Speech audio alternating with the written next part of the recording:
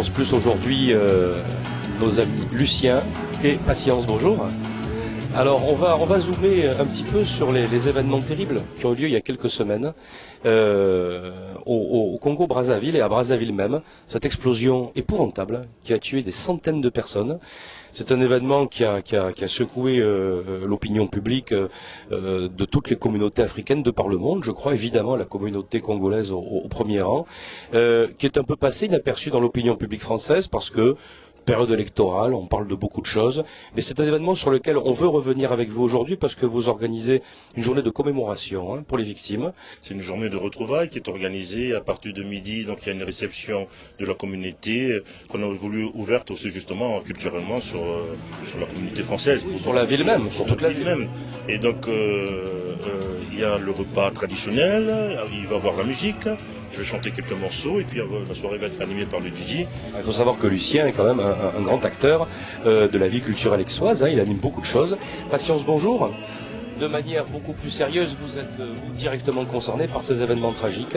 Est-ce que vous pouvez nous les redécrire rapidement? Qu'est-ce qui s'est passé? Alors, en redécrivant rapidement, ce qui s'est passé, c'est qu'il y a un camp militaire à Brazza, plus précisément dans un quartier, le quartier de Mpila, et un camp militaire qui a pris feu, a provoqué beaucoup de dégâts. En vie humaine, en vie matérielle. Et je suis d'autant plus concerné parce que j'ai vécu dans ce quartier, j'ai vécu à 150 mètres du dépôt.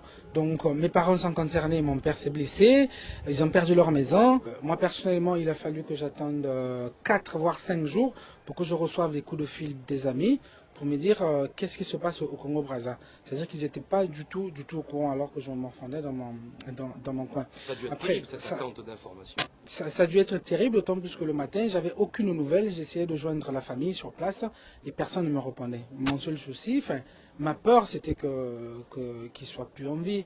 C'est dur. Et donc, on a voulu, via la cérémonie religieuse et ce qu'on a organisé, essayer plus ou moins de venir en aide à ceux qui sont sur place. Il faut dire que ce quartier est vraiment en centre-ville à Brazzaville. C'est au centre-ville et le camp militaire, il est carrément au centre-ville. Donc via l'action qu'on a menée, c'est de pouvoir les aider sur place, parce qu'il ne faut quand même pas oublier qu'il y a à peu près 1000 morts.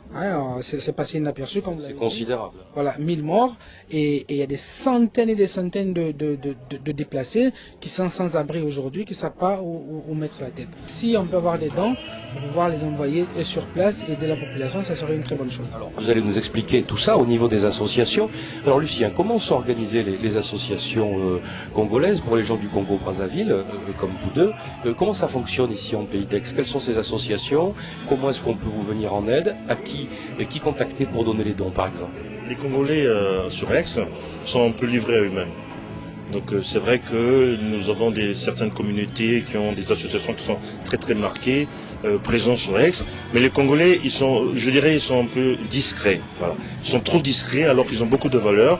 Et c'est pour ça qu'on essaie avec patience, avec l'association Arabas, puis après avec la contribution par exemple des individualités, moi, certains Congolais, de donner un souffle pour que les étudiants, les travailleurs, les gens qui participent à la vie aixoise puissent venir se retrouver et afin de traiter ces genres de problèmes. Partager aussi ici parce qu'on n'est pas fermé. On veut que les citoyens aixoises puissent venir voir les Congolais et partager. Donc, quand on partage culturellement, on peut avoir l'échange, on peut se comprendre. On est là pour témoigner notre solidarité envers nos compatriotes zaïrois. En fait, nous, on est étudiants sénégalais. On a connu Lucien Wouline, qui est une personne très sympathique. Donc c'est pourquoi en fait quand il nous a téléphoné hier pour qu'on le rejoigne, assister à la cérémonie, on n'a pas hésité une seconde. Donc voilà, on est là pour ça et aussi pour témoigner de notre solidarité